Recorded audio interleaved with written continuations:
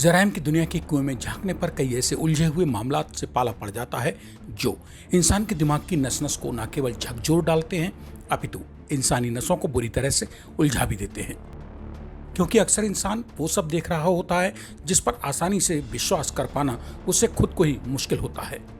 नमस्कार दोस्तों, मैं हूं आपका आम जुबान संजीव चौहान और इस वक्त आप सुन रहे हैं TV9 डिजिटल चैनल पर अपना पसंदीदा प्रोग्राम पॉडकास्ट। आज बेबाक बात करते हैं एक उस शादी की जो हुई तो भारत के मुंबई शहर में थी, मगर दक्षिण अफ्रीका में हनीमून पर पहुंची नई नवेली स्वीडिश मूल की दुल्हन यानी देवयानी का 15 दिन बाद ही वहां संदिग्ध हालातों में कत्ल हो गया।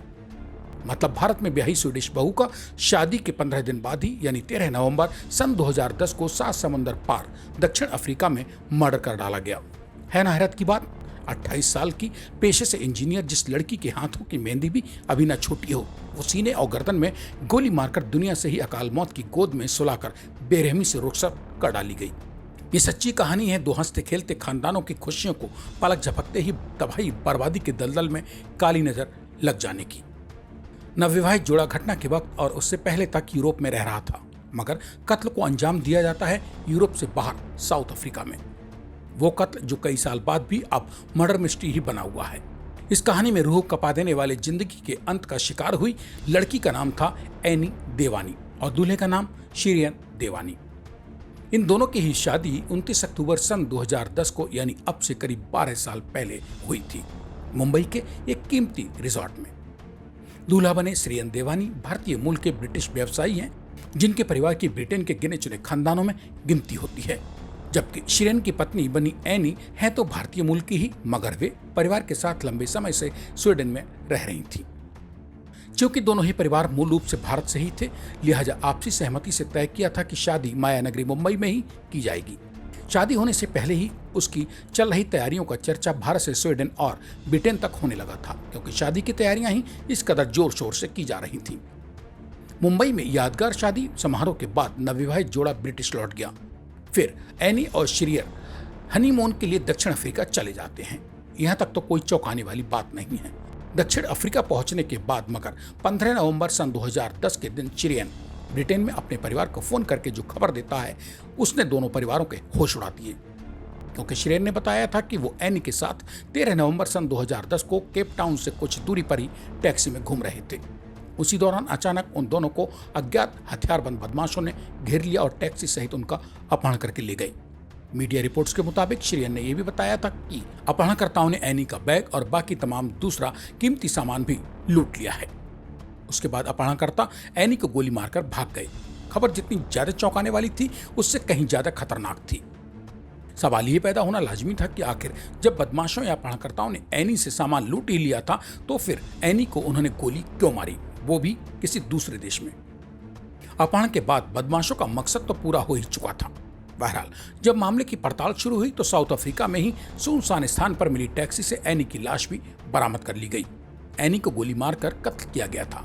इस सब के बीच खास बात यह थी कि अपहरणकर्ताओं हत्यारों ने एनी का सामान तो लूटा ही नहीं था, सामान तो एनी की लाश के साथ ही कार में पड़ा मिला। तो फिर एनी की परदेश में भला किसी से ऐसी क्या रंजिश थी जो उसे सीधे सीधे गोली मारकर कत्ल कर डाला गया। पति शिरियन ने दक्षिण अफ्रीका में पत्नी को गोली मारे जाने की शिकायत भी खुद ही दर्ज कराई थी। भारत में शादी और उसके 15 दिन बाद ही 7 समंदर पार स्वीडिश दुल्हन की दक्षिण अफ्रीका में गोली मारकर हत्या कर दिया जाना, एक लाश की गुत्थी सुलझाने की आड़ में सवाल कई झांक रहे थे, मगर जवाब नदारद थे। नई नवेली दुल्हन एनी के कत्ल का चश्मदीद उसका पति ही शिरियन था, जिसने अपहरण से लेकर पत्नी को गोली मारे जाने तक की घटना अपनी आंखों से देखी थी। मतलब जांच में जुटी दक्षिण अफ्रीकी पुलिस के पास एनी के कत्ल में उसके पति शिरियन से बेहतर और मजबूत कोई दूसरा गवाह भी नहीं था। बीच की कहानी बहुत लंबी है और उलझी हुई है। उसे छोड़कर सीधे सीधे आते हैं कि आखिर 7 समुद्र पार दक्षिण अफ्रीका में एनी का वो कौन सा दुश्मन रहा जिसने उसे गोली मार दी। इन तमाम सवालों के जवाब तलाशने में जुटी साउथ अफ्रीकी पुलिस ने घटना के कुछ दिन बाद ही एनी के कत्ल के आरोप में 3 संदिग्धों को गिरफ्तार कर लिया। लेकिन उन 3 संदिग्धों की गिरफ्तारी से एनी के कत्ल की कहानी सुलझने के बजाय और भी ज्यादा उलझ गई। हालांकि गिरफ्त में आए तीनों संदिग्ध मान भी लेते हैं कि लूटपाट में नाकाम रहने पर उन्होंने ही गोली मारकर एनी को मौत की नींद सुला दिया था। उन तीनों संदिग्धों की गिरफ्तारी और फिर उनके कबूलनामे से जमाना समझने लगा था कि एनी के कत्ल की गुत्थी सुलझ चुकी है। मगर वो सब तो एक बड़ी गलतफहमी भर थी। 3 संदिग्धों की गिरफ्तारी के बाद भी सच पूछिए तो एनी के संदिग्ध कत्ल का किस्सा साफ नहीं हो सका था।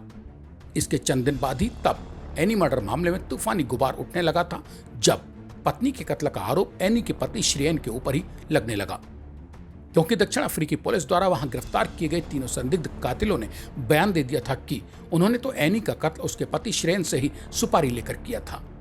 ऐसे में सवाल ये उठने लगा कि आखिर एनी को उसकी शादी के 15 दिन बाद ही कत्ल करवा डालने का षड्यंत्र रचने के पीछे आखिर क्या वजह रही होगी।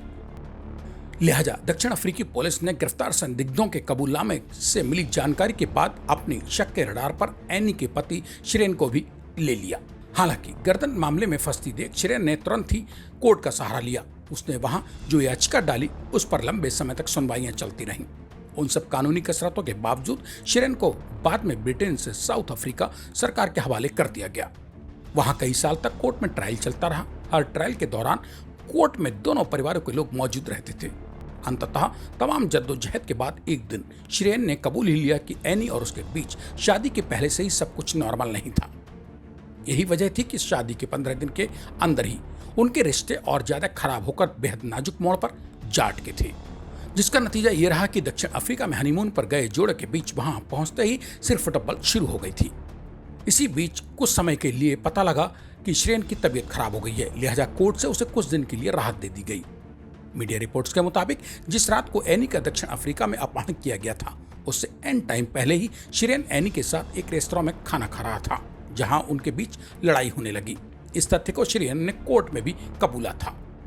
उसने यहां तक कबूला कि एनी और उसके बीच यानी श्रेयन के बीच में एक तीसरा शख्स आ चुका था। वो शख्स था श्रेयन का ही पार्टनर। श्रेयन ने यह भी कबूला कि उस तीसरे शख्स के साथ श्रेयन के समलैंगिक संबंध थे। उस रात दक्षिण अफ्रीकी रेस्तरां में डिनर लेने के वक्त भी वही समलैंगिक पार्टनर श्रेयन से वहां मिलने पहुंच गया। दरअसल रेस्तरां के जब एक कोने में श्रेयन अपने उस समलैंगिक पार्टनर से मिलने पहुंचा तो दबे पांव एनी भी उसे देखने पीछे पीछे जा पहुंची। एनी ने देखा कि वे दोनों एक दूसरे के गले मिल रहे हैं। एनी ने यह सब आंखों से होता देख ताड़ समझ लिया कि आखिर उसका पति उसके साथ हनीमून के दौरान बेहद बेरुखी से क्यों पेश आ रहा था। अब तक एनी मर्डर केस की वजह काफी कुछ साफ हो चुकी थी। बस इन वजहों को कोर्ट में सही सिद्ध करना भर बाकी था। मुकदमे का ट्रायल साउथ अफ्रीका की ऊपरी अदालतों तक जा पहुंचा, क्योंकि वहां की पुलिस हर कीमत पर एनी के कत्ल में फंस रहे उसके पति को मुजरिम करार दिलवाने की जद्दोजहद से जूझ रही थी। जबकि संदिग्ध पति श्रेयन खुद को अपनी नई नवेली दुल्हन की कॉन्ट्रैक्ट किलिंग के आरोप से बचाने के लिए भाग दौड़ में जुटा था। दक्षिण अफ्रीकी जांच एजेंसियों और एनी के परिवार को सदमा तब लगा जब कई साल चली लंबी कानूनी लड़ाई के बाद भी पत्नी एनी के कत्ल के आरोप में दिसंबर सन 2014 में श्रेयन को बरी कर दिया गया, जिससे श्रेयन के परिवार का खुश होना लाजमी था। मगर साउथ अफ्रीकी जांच एजेंसी और एनी के परिवार के पेशानी पर बल पड़ गए। एनी मर्डर पर वेब सीरीज तक बना डाली गई। दुनिया को पता है कि एनी का मर्डर हुआ है। यह मर्डर क्यों हुआ और किसने किया, इस सवाल का जवाब मगर आज भी अबूझ ही बना हुआ है। भले ही क्यों ना एनी के कत्ल में तीन दक्षिण अफ्रीकी कॉन्ट्रैक्ट किलर्स को कत्ल और अपहरण के जुर्म में किसी को उम्र कैद, किसी को 18 साल की जेल और किसी को 25 साल की सजा सुना दी गई हो। अबूझ सवाल तो यह है कि आखिर इन तीनों कॉन्ट्रैक्ट किलर्स को मोटी रकम देकर एनी के कत्ल का ठेका इन्हें देने वाला कौन था। इसी के साथ अब आज मुझे यानी अपने दोस्त संजीव चौहान को दीजिए इजाजत। सोमवार रात मेरी लौट कर आने का कीजिए इंतजार।